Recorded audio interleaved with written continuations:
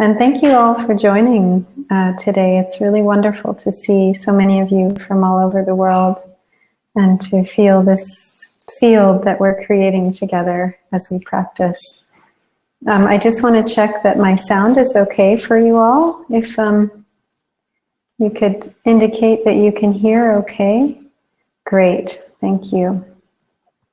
So, as Giles said, the theme of our exploration today is on speaking out against injustice with loving speech and deep listening. And I want to offer you a guided meditation that actually comes from Joanna Macy, a wonderful Buddhist teacher, a systems thinker, activist, and teacher. She has a wonderful body of work on helping people to reconnect with their feelings around the suffering in the world in order to reconnect with what it is that they really love, and so that they can take action. So this guided meditation, and I'll share with you the link when we're done so that you can read this and access it on audio as well. This guided meditation is called Breathing Through, and it's a practice of connecting with our suffering and our feelings around the injustices that we're aware of in the world. So, if you can take whatever position that represents dignity, nobility, focus, concentration, and also ease and relaxation.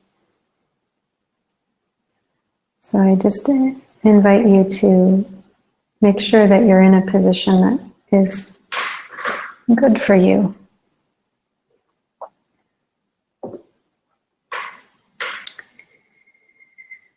Connecting with your breath, with the in-breath and the out-breath.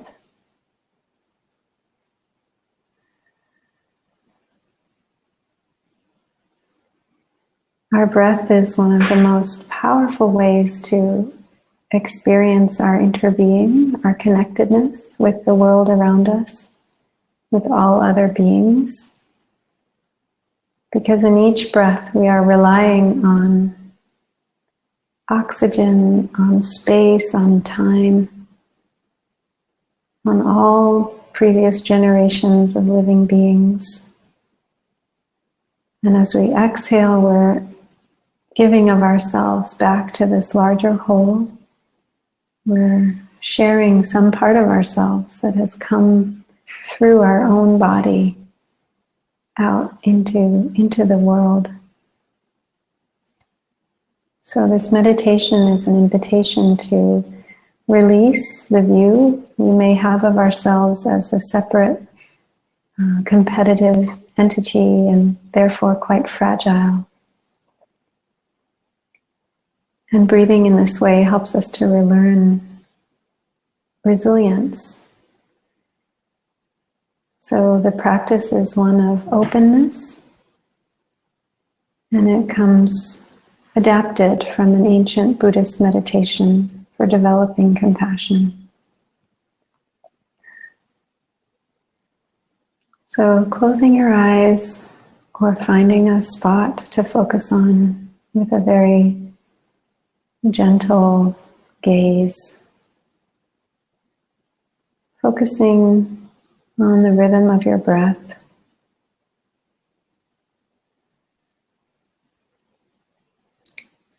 Don't try to breathe in any special way to make your breath slow or long. Just watch the breathing as it happens, in and out.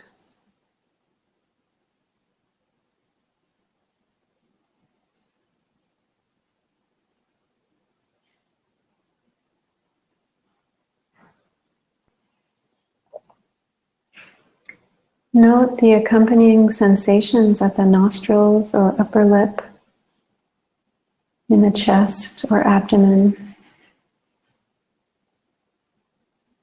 Staying open, soft, and alert.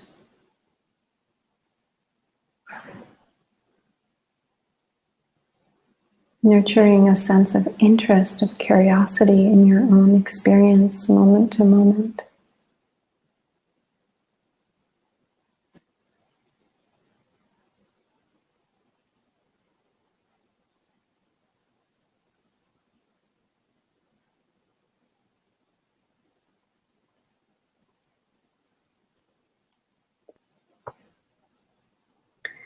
As you watch the breath, note that it happens by itself, without your will, without your deciding each time to inhale or exhale.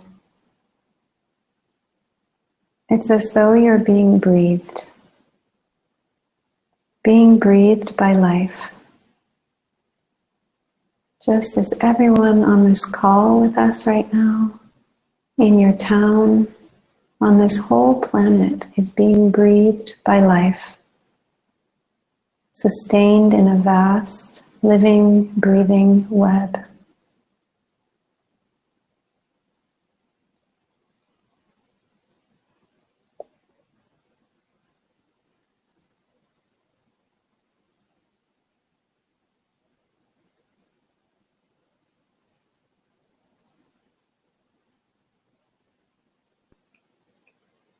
Now visualize your breath as a stream or ribbon of air. See it flow up through your nose, down through your windpipe and into your lungs.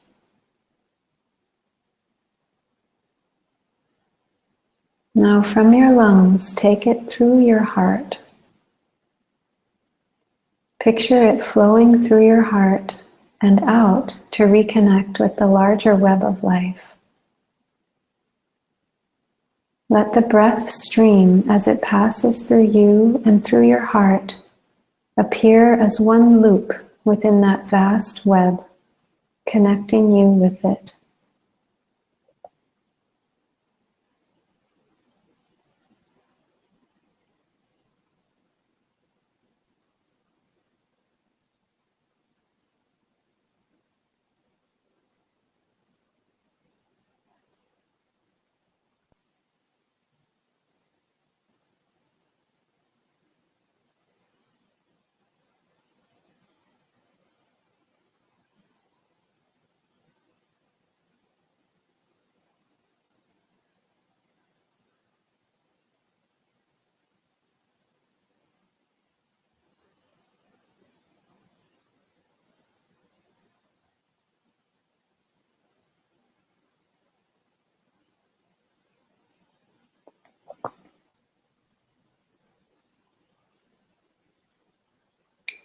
Now open your awareness to the suffering that is present in the world.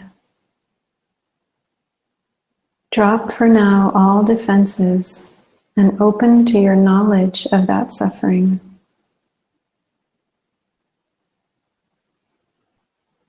Let it come as concretely as you can.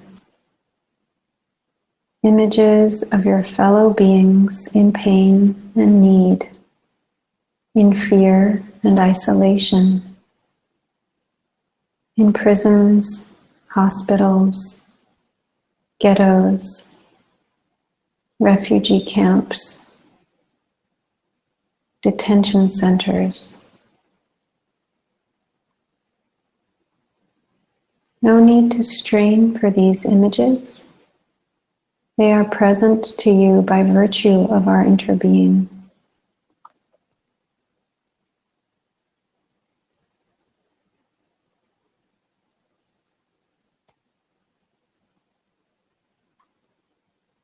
Relax and just let them surface. The vast and countless hardships of our fellow humans and of our animal brothers and sisters as well, as they swim the seas, walk the land, and fly the air of this planet.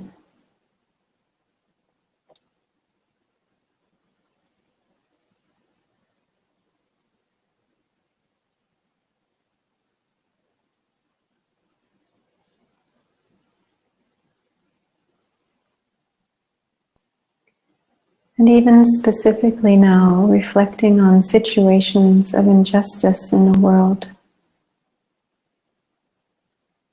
Refugees forced to flee from an unjust war. Parents torn from their children at the US-Mexican border. People working 2 or 3 jobs and still not making ends meet. Climate refugees. Poor people getting poorer while rich people are getting richer.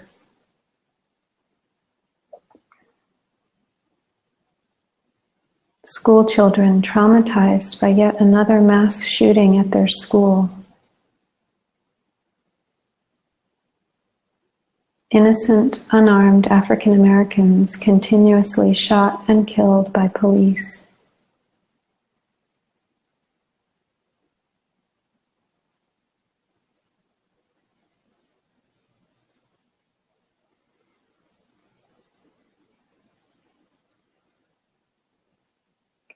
Now breathe in the pain like granules on the stream of air, up through your nose, down through your trachea, lungs, and heart, and out again into the world net.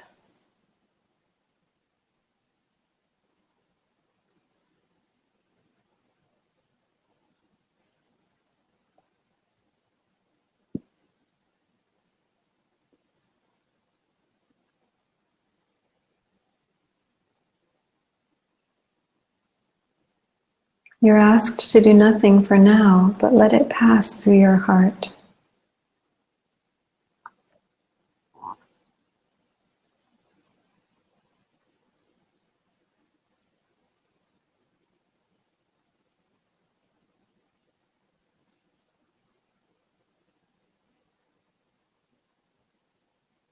Be sure that the stream flows through and out again. Don't hang on to the pain.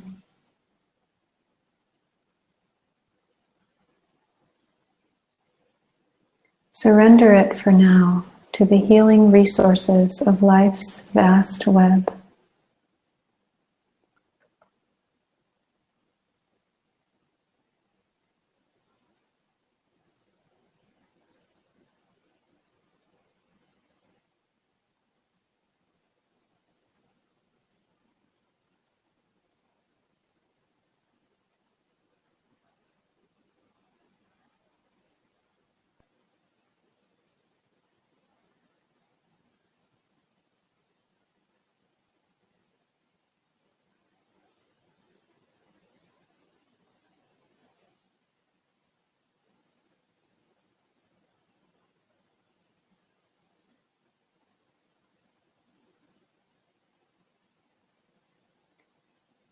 With Shantideva, the Buddhist saint, we can say, "Let all sorrows ripen in me." We help them ripen by passing them through our hearts, making good, rich compost out of all that grief, so we can learn from it, enhancing our larger collective knowing.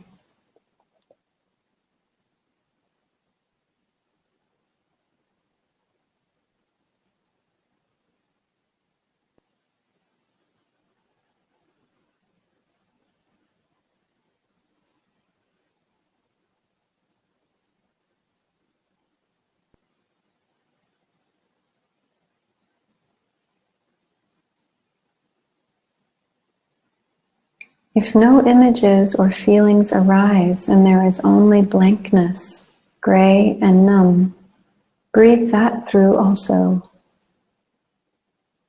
The numbness itself is a very real part of our world.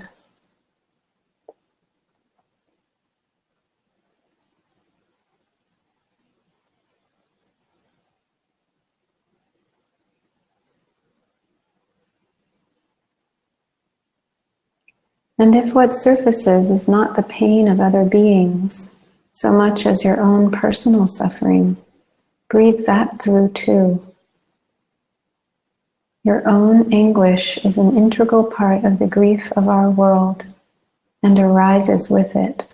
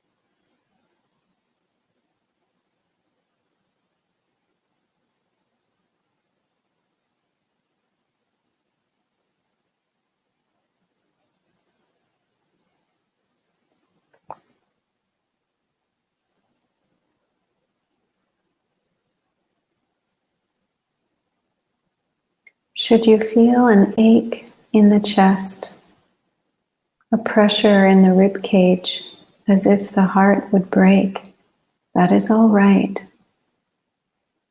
Your heart is not an object that can break. But if it were, they say, the heart that breaks open can hold the whole universe. Your heart is that large. Trust it. Keep breathing.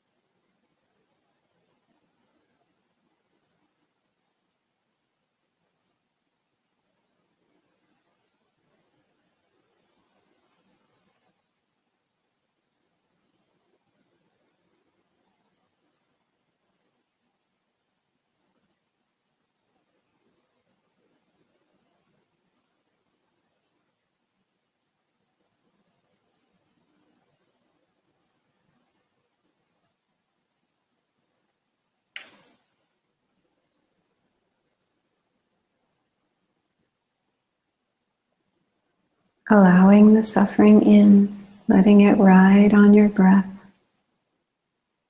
passing it through your heart and breathing it back out into the world, circulating it through your being, your immense heart and wisdom.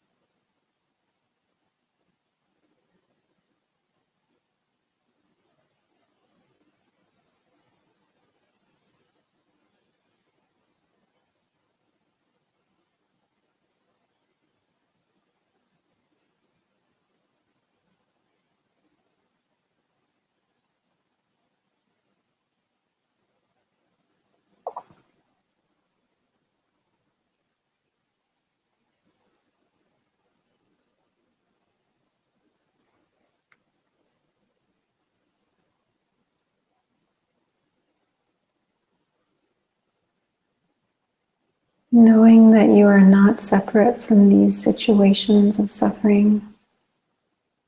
That is why we can feel the suffering of others, because it is so connected to our own.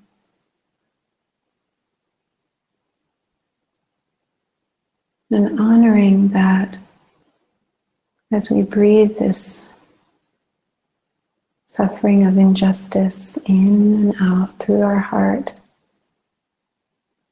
that it is on the basis of love that we can appreciate the suffering of others. It is because we have a basic goodness in each of us that we can even feel the suffering of others. So trusting, appreciating this heart of love that is each of our birthright and foundation.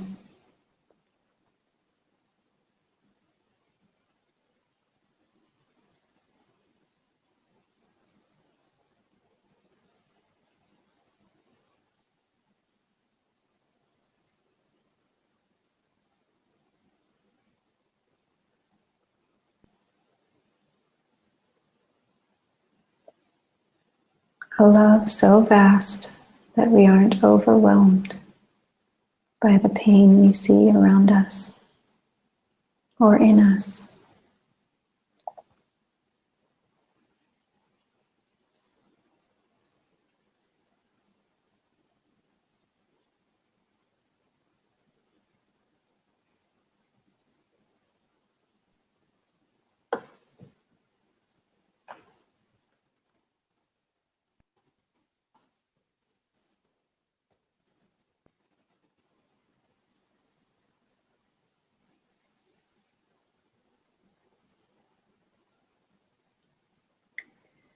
So as we come to the final moments of this practice, I share with you some thoughts about this practice. Breathing through this meditation, once we learn it, becomes useful in daily life in many situations that confront us with painful information. By breathing through the bad news rather than bracing ourselves against it, we can let it strengthen our sense of belonging in the larger web of being.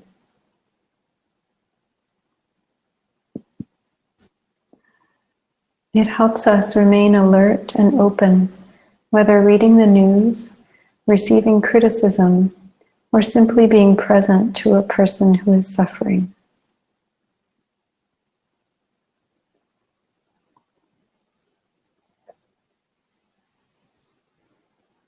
For activists and those dealing most directly with the problems of our time, the practice helps prevent burnout. It reminds us that both our pain and our power arise from our interconnectedness and offers a healing measure of humility. For when we accept our world's pain as the price of our caring, it naturally flows into action without drama or self-righteousness.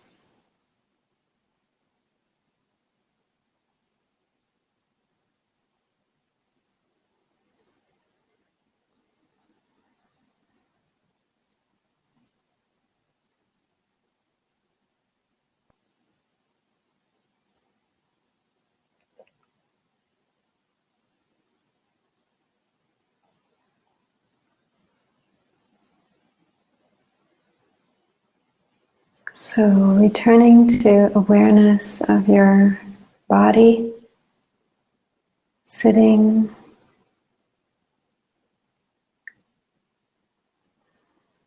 checking in with the state of your heart, just knowing that the heart is breathing.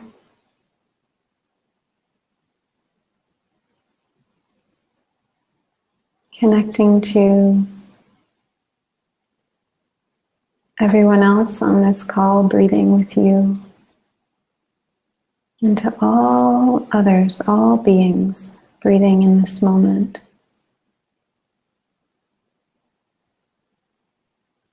Being alive in this moment. And I'll offer a sound of the bell.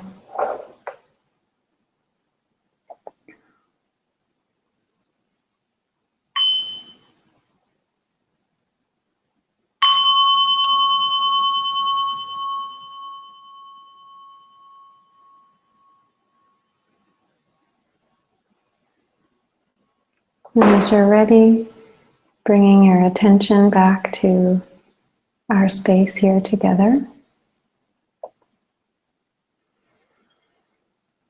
Thank you for your practice. Feel free to do any stretching, any movement that will be helpful for your body.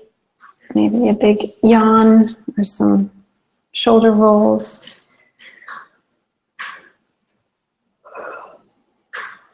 That was a lot to take in, also on a physical level, so we want to be attentive to the needs of our body after something like that. So if you want to stand up and do some bigger stretches, feel free to do that.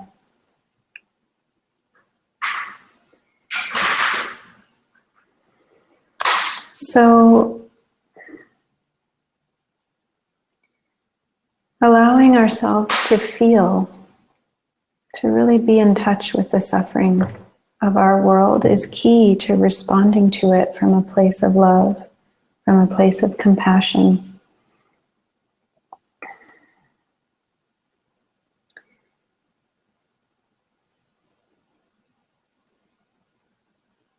Because it's often, sometimes our action in response to suffering can be an attempt to not feel our suffering. And in that case, that action doesn't carry the deepest wisdom and isn't the most effective kind of action, because it's a kind of pushing away of what's really there.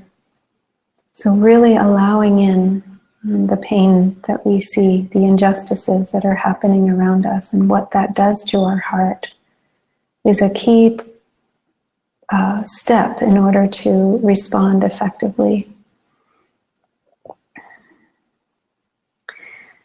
So we could even talk about it as the importance of non-action before we act. And it's important to know that non-action is not inaction. It's not refusing to act. It's not being paralyzed or stuck in despair. But it's an inward movement to address the effects of what we're seeing. And like we did in the meditation, really circulating that, feeling it in our heart, so that when we act, and the non-action does lead to action, when we act, it has a wholeness, it has an integrity, because we've been with our feeling.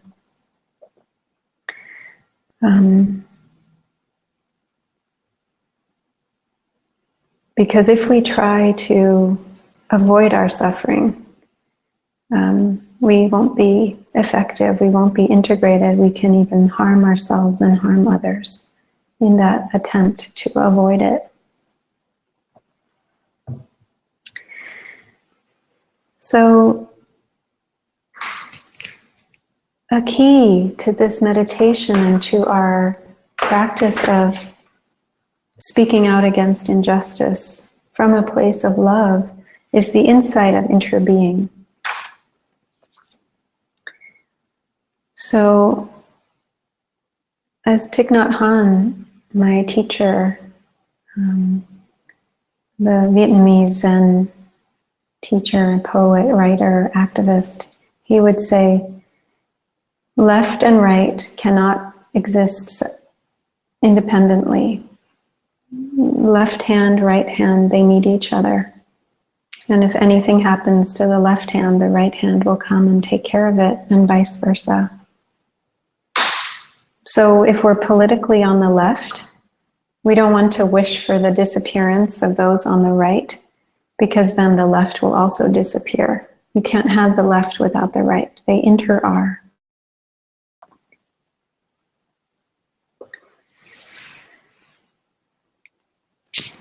When we have this capacity to see with the eyes of interbeing, the way we communicate shifts enormously. Many more possibilities are available to us when we're not looking at those we oppose with an us-them perspective, but with the perspective of interconnection. I watched a brief video online of Black Lives Matter activists who were actually invited to speak at a Trump rally. This was before the election. And it was very impressive to me. I'll share with you the link to that as well. It's a 5-minute video. They spoke their truth about the loss of innocent Black lives that were not being valued, that are not being valued currently in the United States. But they also did their best to keep their hearts open and appeal to the other side's humanity. So they didn't come up on the stage believing that the Trump supporters were evil or that they were their enemies. They had the eyes of interbeing, understanding that my liberation is inextricably linked to the liberation of any other human being, whatever stand they take on the political spectrum. So I'm not assuming that any of you listening to me are of any particular political background. There may be people on the right, there may be people on the left, there may be people in the middle, there may be people who don't identify with any of those labels. And I ask all of you to please hear this encouragement for all of us to be open to and to look for the interbeing between us and those who we consider different from us, from whatever point we stand. So this is a message for all of us.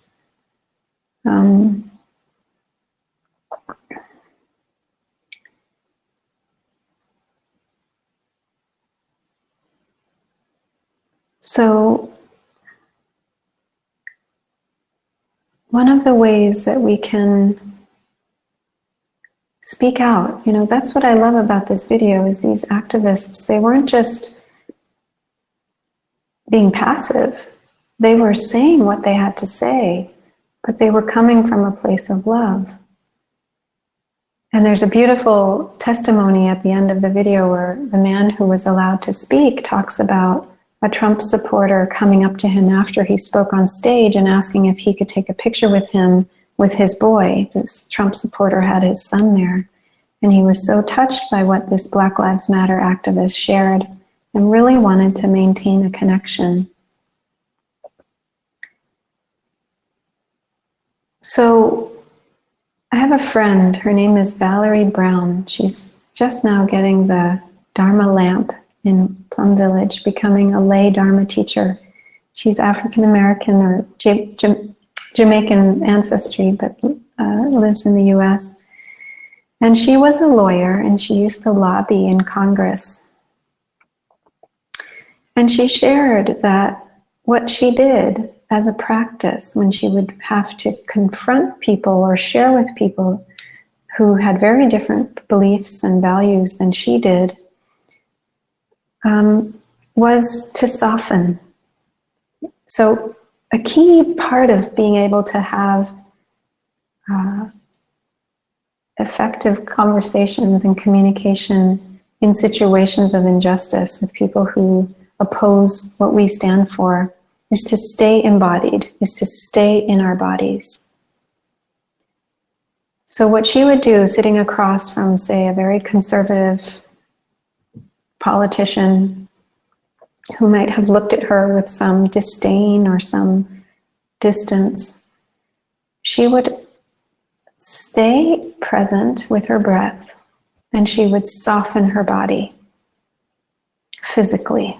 She would really try to remain open rather than bracing against, just like we did in the meditation just now. So she would let in the painful and the difficult, the sense of maybe her own isolation from this other person or their hostility towards her. She would really be with that without defending herself against it. And she said, whenever she did this, she noticed a real change in the quality of the conversation that followed. She noticed a change in the other person's demeanor. There was often a softening towards her as well. And yeah, real possibilities arose in their conversation when she did this. So I really want to make the point that we can speak out. We can share what doesn't work for us. We can call out situations of injustice, but it's about how we do that.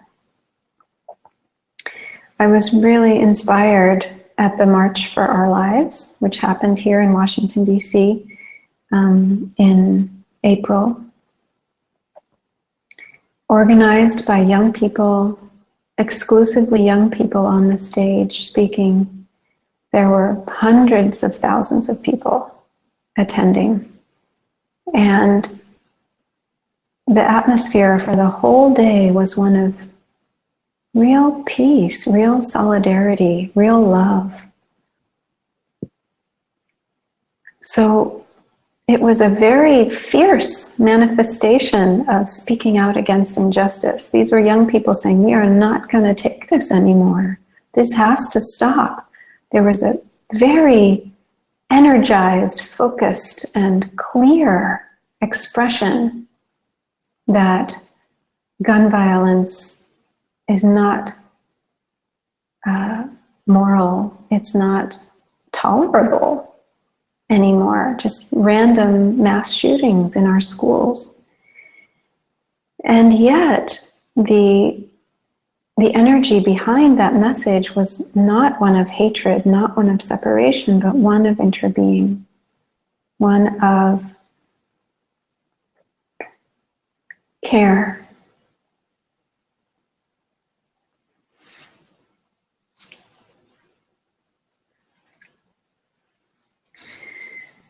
So it's hard to practice interbeing. We want to take sides. It's much easier if we just take a side. And it doesn't mean that you don't stand up for something clearly. It just means that you don't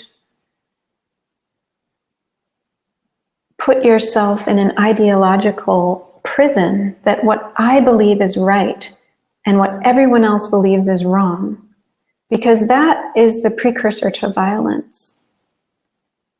If there's no space for us to see that the other is coming from a place where they're trying to make sense of their reality, and this is how they're doing it, if we can't appreciate that, our attachment to our being right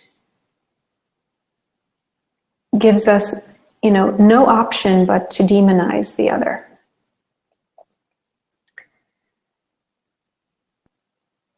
So when Thich Nhat Hanh came to the US to call for peace during the war in Vietnam, a reporter asked him if he was from the North or from the South. And he answered truthfully, saying, I'm from the center, which was correct. He was from Hue in the center of Vietnam. And the reporter was stunned because the reporter only had in his mind the reality of the North and the South. There was no other reality for the reporter. And Thai was trying to wake him up. Thich Nhat Hanh, we call him Thai, which means teacher in Vietnamese. He was trying to wake up the reporter and say,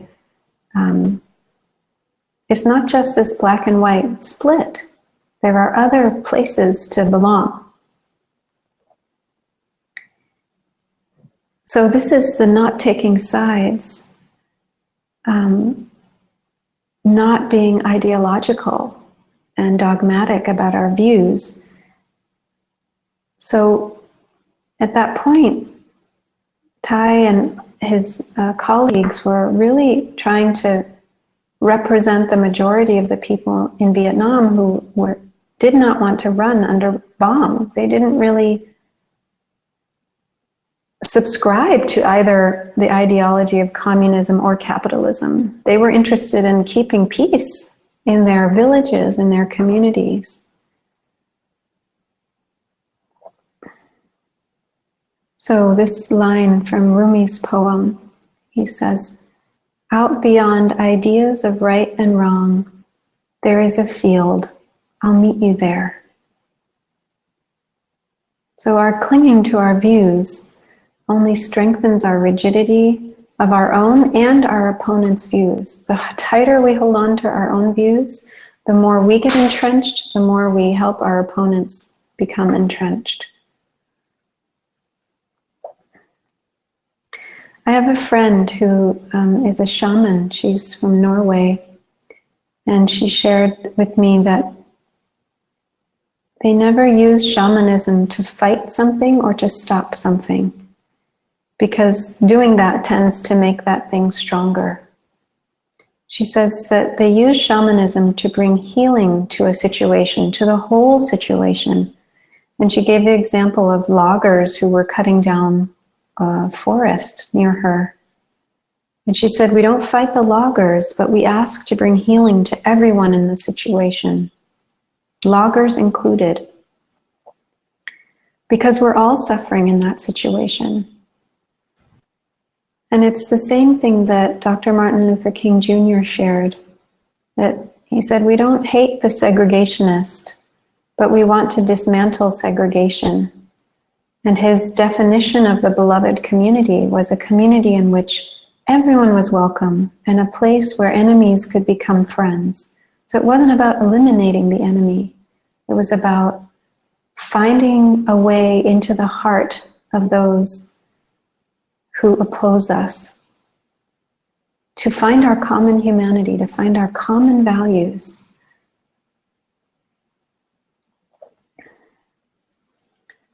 And it's what Thai shared in the war in Vietnam as well, that man is not our enemy. Only violence and discrimination are what we're trying to end, not other humans, not trying to eliminate other humans.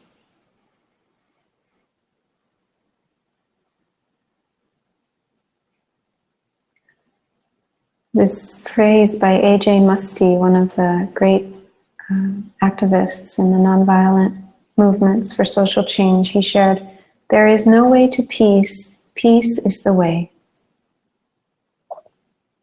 So if we speak out against injustice with hatred, we will not heal the situation. We'll only perpetuate it.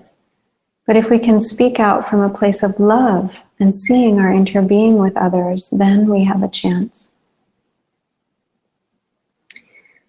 In an essay called "Man is Not the Enemy" by Thai, the Venerable Thich Nhat Hanh, which he wrote in 2000, he reflects on his efforts to end the war in Vietnam and the engaged practice and the insights of engaged practice that he has since acquired.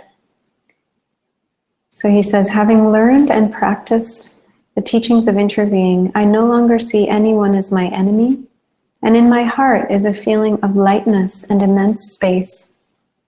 I do not even feel hatred toward people who have made me or my people suffer, because I know how to look at them with the eyes of understanding and love. You may ask, then are you going to give that band of mad, cruel, fanatical thieves and murderers freedom to continue to destroy and make misery without doing anything to stop them?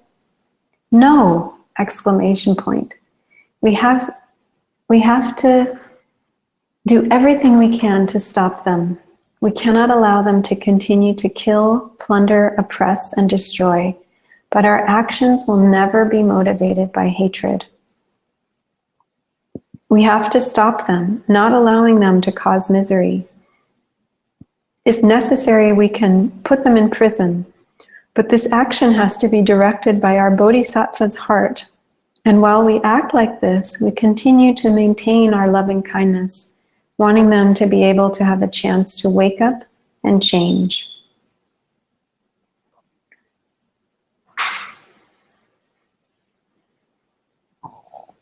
So this not taking sides, it doesn't mean that we don't stand up. We can protest, we can petition the government, we can call out injustice where it's really there. We can draw the world's attention to oppression. But we don't have to take sides and make someone our enemy when we do that. So this is what nonpartisan means. It's this sense of not attaching to one set of political views and announcing them to be the truth. The only truth, right? Instead, we focus on social justice goals. In the case of Thich Nhat Hanh and his colleagues, it was ending the war, freedom of religion, education, healthcare, and nutrition in rural areas. And looking to collaborate with all sides to find ways to meet these universal goals that ostensibly everyone would want to see. So when we attach to a set of views and defend them at all cost, we have become partisan. Our ideas do not need to have a color like red or blue, or an animal like a donkey or an elephant in order to be partisan. If we're attached to them, they are partisan.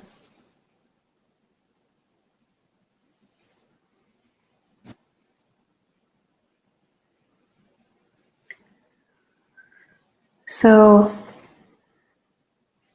one of the quotes that I love that I feel really helps me to remember the practice of interbeing, especially when it's hard, is by Henry Wadsworth Longfellow, who says, "If we could read the secret history of our enemies, we should find in each person's life sorrow and suffering enough to disarm all hostility." I'll read that again. If we could read the secret history of our enemies, we should find in each person's life sorrow and suffering enough to disarm all hostility.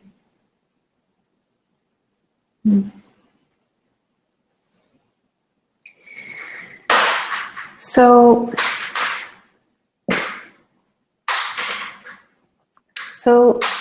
on speaking out, I'm going to share with you now in the chat, I hope you can all see this, 3 links. And you don't need to click on them now, but I just want you to know they are here. So the first one is the link to the meditation that we did on breathing through. The second link is a letter that Ty wrote to George Bush when the war in Afghanistan started, when the US began to intervene in Afghanistan after 9/11. It's a beautiful letter. It's a beautiful example of speaking out against injustice with loving speech and deep listening. And you'll notice that the beginning of Ty's letter is all about him connecting with his own suffering. He talks about waking up that morning and weeping for hours before he could write the letter. So just like we started today with our meditation of really connecting to our own suffering, it's that allows us to connect to the suffering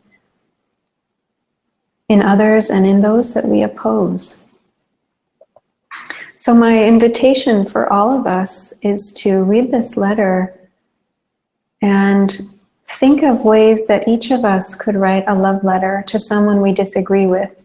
It could be a politician, it could be a family member, it could be someone in our community whose views we feel are harmful or part of injustice. How can we address that in a way that expresses our interbeing, that expresses our belief and trust in the humanity of the other?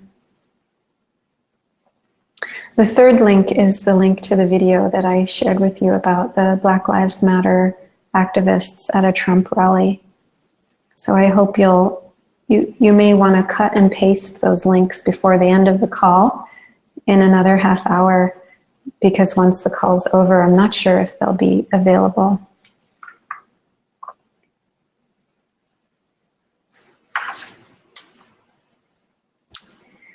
So we've talked about speaking, and I want to share a little more about listening, and then we'll transition to the question and answer conversation part of our call, the last half hour.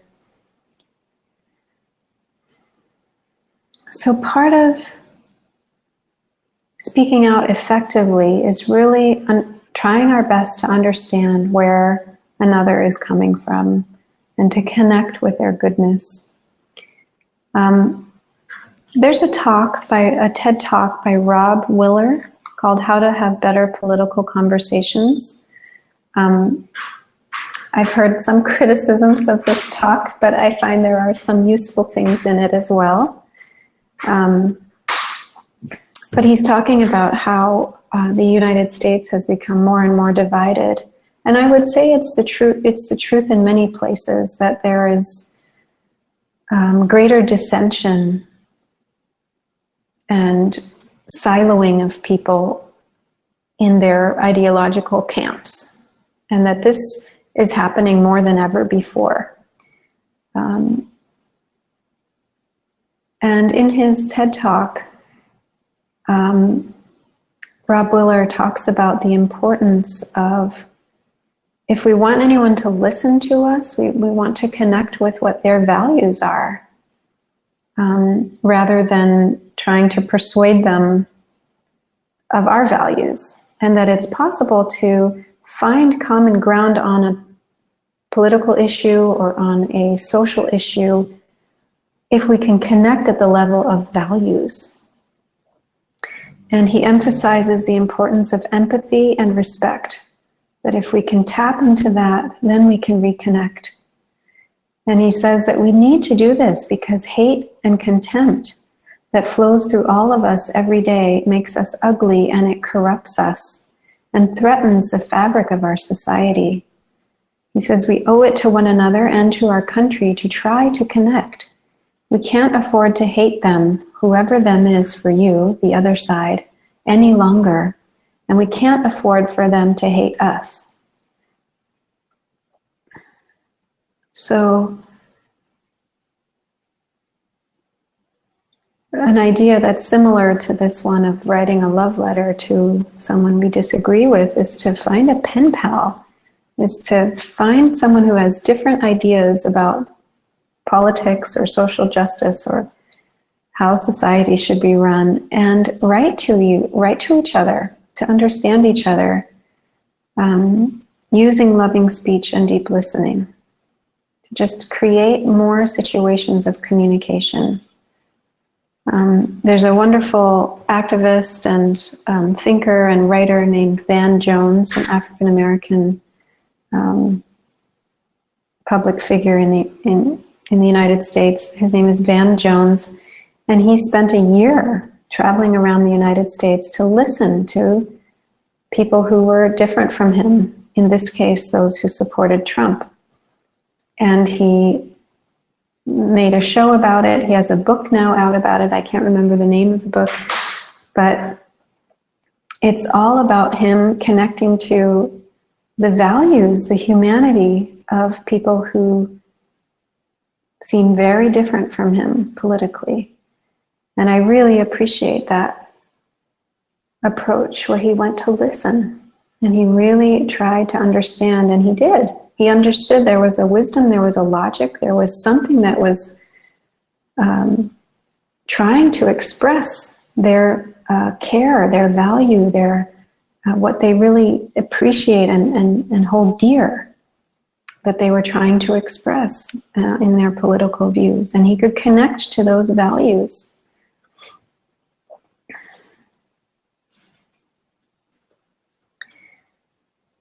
So how to listen and see the good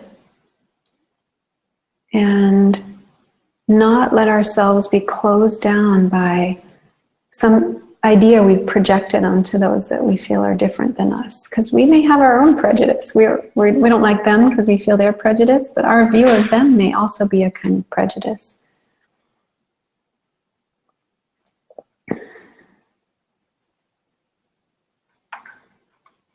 And I'll just close my part by reading to you the 9th of the 14th mindfulness training. These were 14 mindfulness trainings that Thich Nhat Hanh offered. He developed them out of the war in Vietnam. They were a direct attempt to cultivate a cadre of people who were living from a place of interbeing. So when you take these 14 mindfulness trainings, you become a member of the order of interbeing.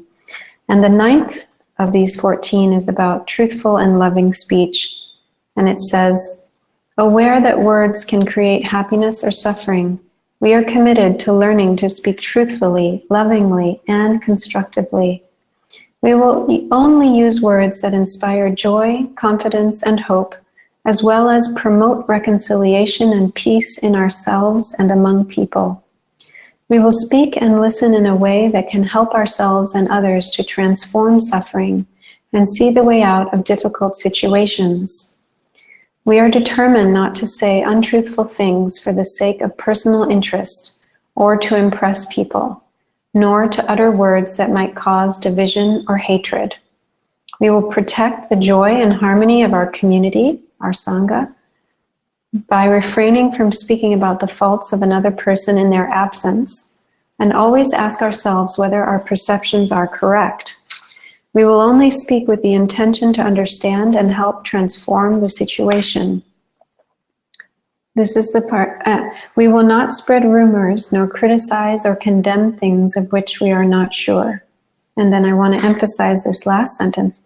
We will do our best to speak out about situations of injustice, even when doing so may make difficulties for us or threaten our safety. But I just want to share that wise speech, it doesn't mean that it is pleasant or placating or lovely to hear. Wise speech may get us in big trouble, but if that is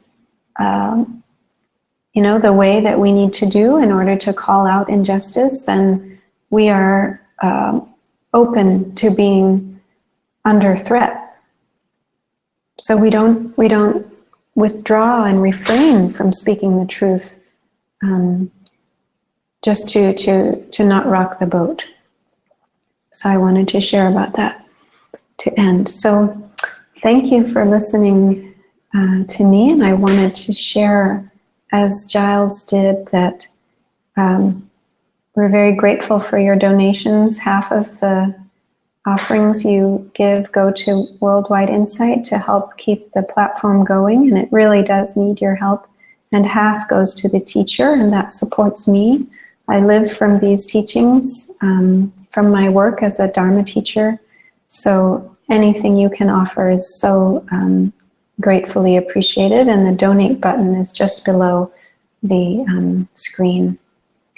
So we now have about half an hour, and you're welcome to ask a question. You can type it into the question and answers area or into the chat area, and I will do my best to respond.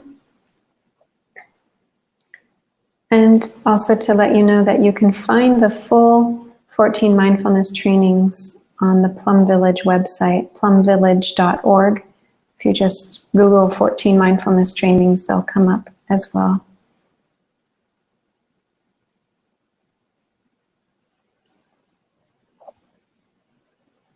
So please feel free to share your thoughts, your concerns. Maybe there's something I've shared that you don't agree with or don't know how to practice with. I welcome you to share that as well.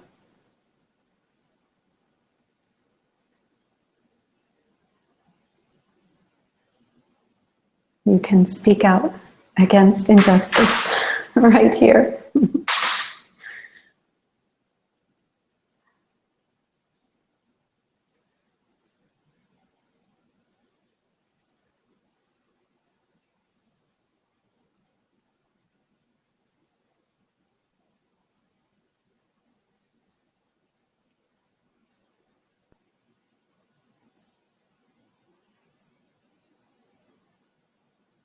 Nice to read your notes in the chat. Thank you all for sharing. Oh, thank you very much for your kind words.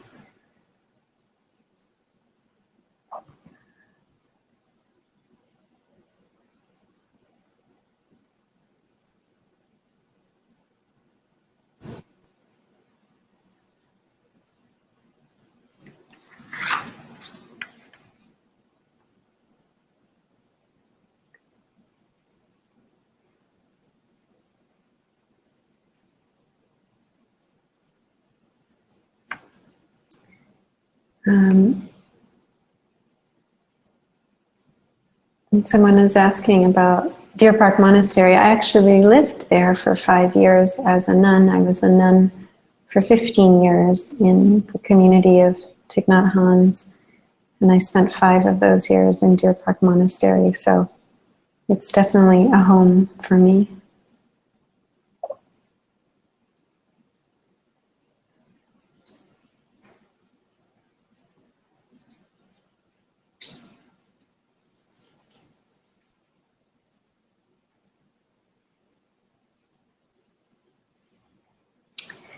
I'm going to share with you something else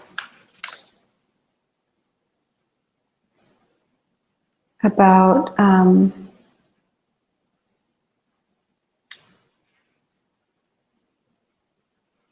how we can reach out to people who are different from us. And I'll give you an example of a story of empathetic outreach. This is in a article by German Lopez about reaching out to Trump voters, but there's research that suggests that anti-racist empathetic outreach can come from people who aren't in the group that's been victimized. So there was a transgender canvassing study where trans people and non-trans canvassers alike managed to reduce people's anti-transgender attitudes. And other studies indicate that white people can help reduce the racial anxiety of other white folks by, for example, talking to them about real friendships with people of color. So whether we're, in the group, in a group that's different from the other group that we're trying to address, or whether we may have a lot of similarities with the group, we may be part of the same group of people, but we have differing ideas, we can help each other by sharing our positive experiences of the out group with the people in our in group. And they are receptive to that. So we have a very influential role to play, in our communities with those who are in our in group, but who might think in different ways from us. So I just wanted to share that study with you. And it's said too that not everyone needs to take on this work. The canvassing study took a few dozen participants in South Florida to change the collective attitudes of 500 voters. So a small group of people can make a big difference. And it's, again, this empathetic place. We're coming from sharing our own stories, right? So people, for example, who might be parents of people who are homosexual, queer people, transgender people, they would share with people who had negative views of such people about the people that they loved and about their humanity. And that was what was helping them to transform and let go of their discrimination and prejudice.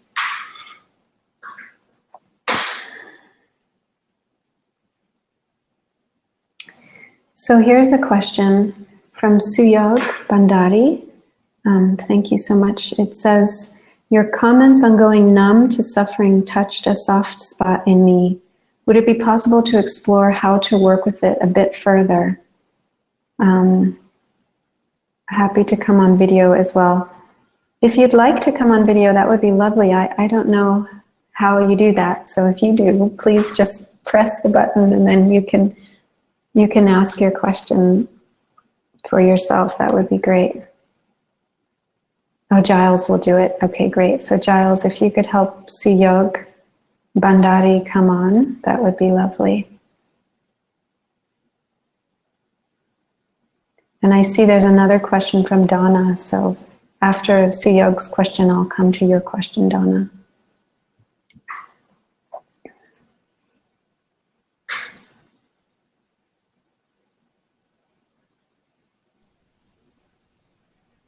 Hi.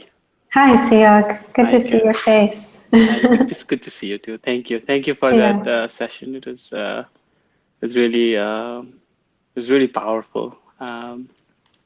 So yeah, one of the things you mentioned about how it's kind of sometimes the way to deal with suffering, be it in your own personal life or what's going on in the country, is to just shut it out and kind of make it almost like not my problem, not my day-to-day problem, and kind of slowly go numb to it. Yeah. I feel like since the Trump election, especially, and all the kind of conversations that have been going around immigration, all the activities that are taking place, and there are people who are affected by it. Not myself, but like my colleagues. Sure. And it's just strange how easy it is to just think about it and then just put it aside and be like, this is not my problem. Yeah. But listening to the talk today, it was like, but you still feel it, Yes. Right. So I didn't know how to work with it, because I think that's my almost like go-to approach. To kind of say, not day to day, nothing much I can do. Right. Because the problem is so much bigger than an individual.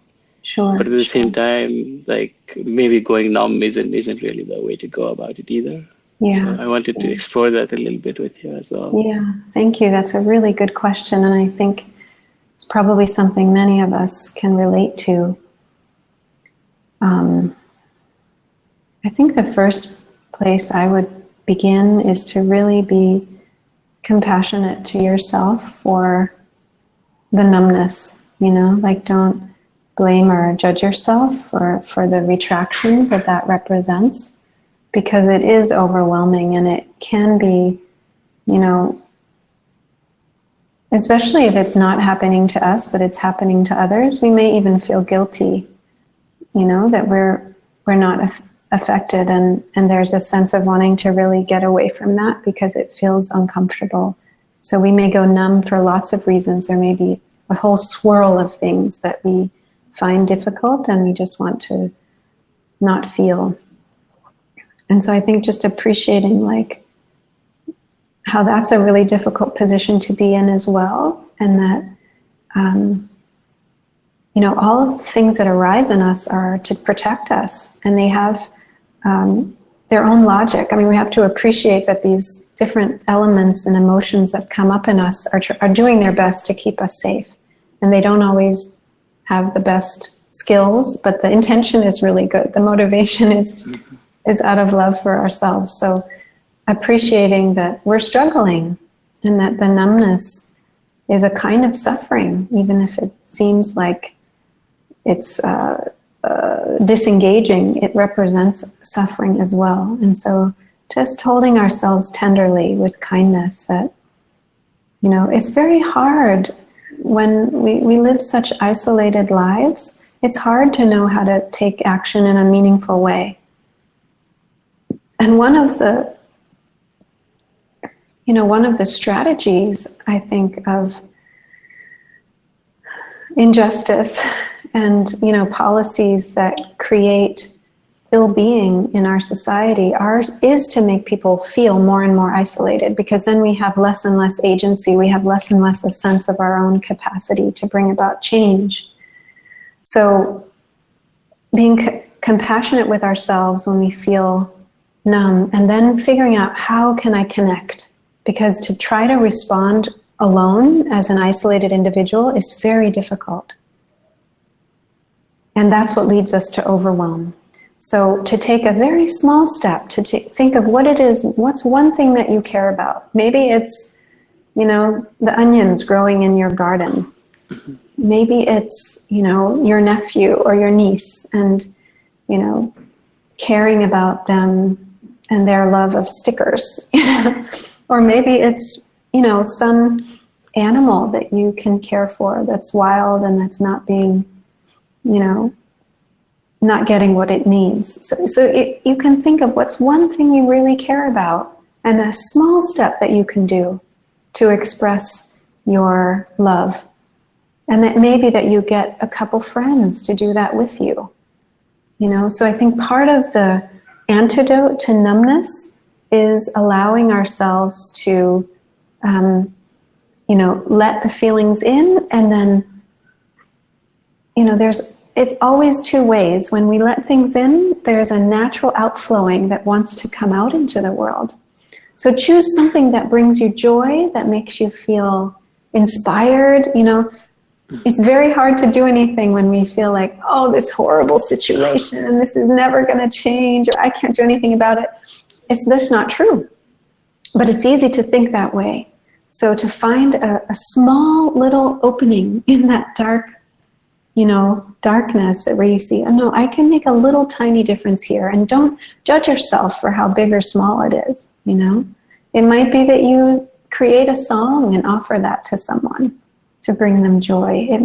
What do you like to do? What do you enjoy? And then see how can you make a contribution there with something that you already like, because then it's no work, it's no effort for you to do it. So to counteract the numbness, we want to gently nudge ourselves in the direction of what we love and what we care about. Makes sense. And then do something, little something, I guess. Yeah, that makes sense. And not as a heavy duty, like I have to do this thing, but like, what would I really like to do? And it's really very well known now that the deepest happiness comes from bringing happiness to others. This has been scientifically studied, that the happiness that lasts the longest is the most intense and is the most profound is when we do something to help someone else or another living being. So it's for our own good. That makes sense. Thank you. Thank you so much. Thank you. Thank you so much for the very helpful question. Sure. Yeah, thank you.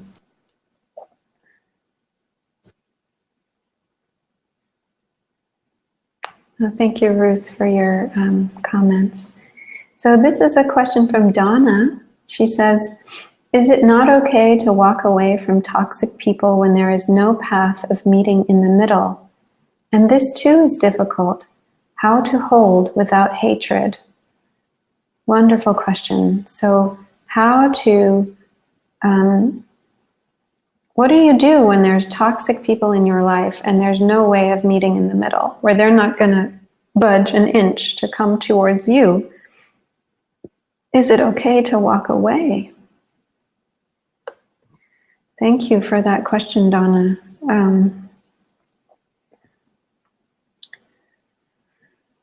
So certainly we need to respect our own limits, right? And if engaging with someone who is really toxic and that could be harmful for us, especially if we don't have backup, if we don't have people that we can take refuge in or perhaps encounter together with, So we want to know our capacity. We don't want to underestimate ourselves, but we don't want to put ourselves in a situation that we actually can't function in well, because it's actually dangerous for us and harmful. Those Black Lives Matter people were 12 of them or something. It was a big group that went into that Trump rally. I don't think one person could have done that alone. So one thing to look at in this situation, I'm not sure what kind of situation you're in, Donna, that you're talking about, is, is it possible to have support of others in that situation? Like sometimes when people ask me about how to create change in their workplace, maybe there's some harmful policy or some toxic element in the work culture, And I always ask them if there are other people at their workplace that think like they do, or that can support them, that they can begin to connect with for support, and that they do whatever action they do to bring about change as a group. So that's one part, is to see where can we get support so that that source of toxic expression doesn't overwhelm us. Another way to support ourselves is to really focus on nourishing the good in us, nourishing our wholesome, positive seeds of happiness, of joy, of strength, of resilience. And that is where our daily practice comes into play. Daily meditation or sitting or walking practice, mindful movement practice, connecting with like-minded people who are on a similar spiritual path, who can nourish the good seeds in us. Having regular daily experiences of feeling in our body, supported, nurtured, taking good care of ourselves, exercising, getting enough sleep, eating food that is good for our bodies and minds, not taking in toxins. You know, this is where the 5 mindfulness trainings come in, the ethical guidelines for mindful living. You know, if we can do that, that also gives us a large sort of field around ourselves, so that when we encounter, you know, negativity or hostility from others, we have a buffer zone, because we have this self-care, this you know, space around us of protecting ourselves, caring for ourselves, nurturing ourselves. So we want to make sure that we're doing everything we can to take good care of ourselves. I used the image of a Weeble Wobble. This was an egg-shaped toy when I was a kid. It had a magnet at the bottom, and you'd push it over, and it would always come right up. You know, it might go back and forth, but it would always come right back up because of the weight at the bottom. So our practice, our self-care, our community that's loving and nurturing is our weight at the bottom of the Weeble Wobble, that no matter what forces push us this way and that way, we always come back up to center, because we have this foundation. So that is key. And then there are times when it does make sense to walk away. There are times where it's not useful to try to convince someone of our view. First of all, that wouldn't be a helpful strategy anytime. If we are up to the task of, or if it is wise to try to encounter someone who is hostile and negative and toxic, the idea is, even then, is not to convince them of our view, but to listen and to see the good in them and to help expand their world. So that might be possible in certain situations. It might not be possible. It sounds like in your situation it may not be possible. In which case, it's wise to know that and to, you know, work for change in other ways. So if that's not the place where it makes sense for you to put your energy, find another place to put your energy. Maybe there are other people you can work with that are not as difficult, where you can continue to strengthen and put forth your values of compassion, of wisdom, of interbeing. So, yeah, part of the discernment is knowing, is this the right place for me to, is this the battle I need to fight? Or is there another battle? And maybe, it may be the battle that you need to fight. Just because it's difficult doesn't mean that that's not where you want to put your energy, but you need to weigh up your resources, your strength, and the, you know, what's coming at you. And if you either need more support to face that, or if you have another battle that's, or not even a battle, but if there's another place that's more productive for you to put your energy. But I would just say, finally, that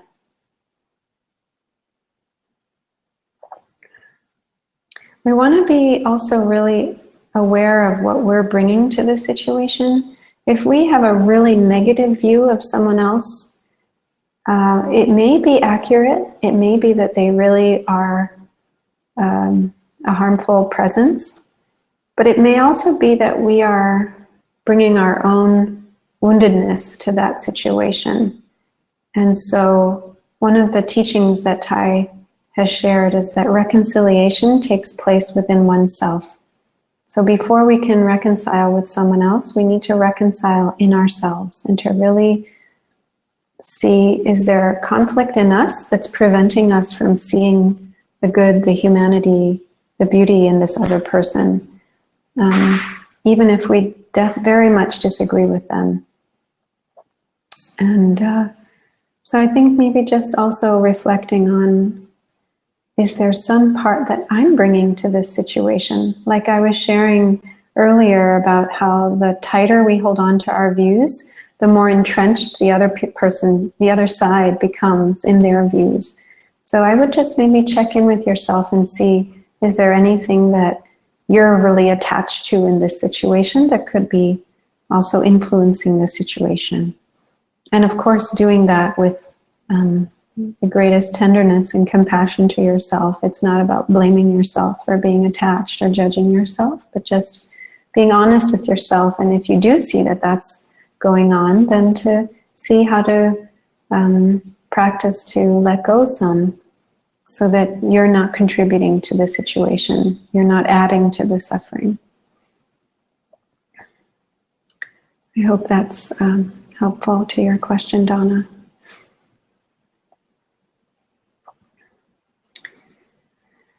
So it looks like we have a few minutes, 3 more minutes, if anyone, thank you, Donna, if anyone else has something they'd like to share or ask, we have a little more time.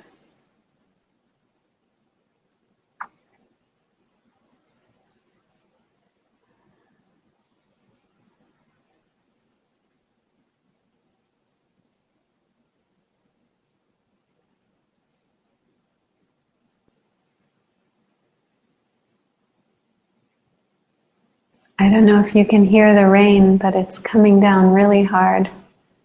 It's a very nice sound. I'll just show you how the rain is coming down. Can you see it?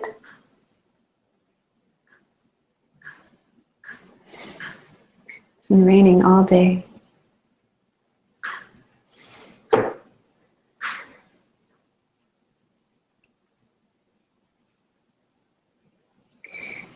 So this is what I did last time. In the last few minutes, it seemed nobody had a question. I'll just sing you a little song about the rain and about Avalokiteshvara, the Bodhisattva of great compassion. I don't remember the whole song, but I'll just sing to you what I do remember. So Avalokiteshvara is the Bodhisattva of compassion, and the name means the one who listens to the cries of the world. So I think it's very appropriate to contemplate Avalokiteshvara as we think of how to practice deep listening to relieve suffering. The rain is falling, oh so softly, washing every leaf of every tree, washing every care. Namo Avalokiteshvaraya, Namo Avalokiteshvaraya. The rain is falling, oh so strongly, reaching every root of every tree, reaching every root of affliction. Namo Avalokiteshvaraya, Namo Avalokiteshvaraya. Avalokiteshvaraya.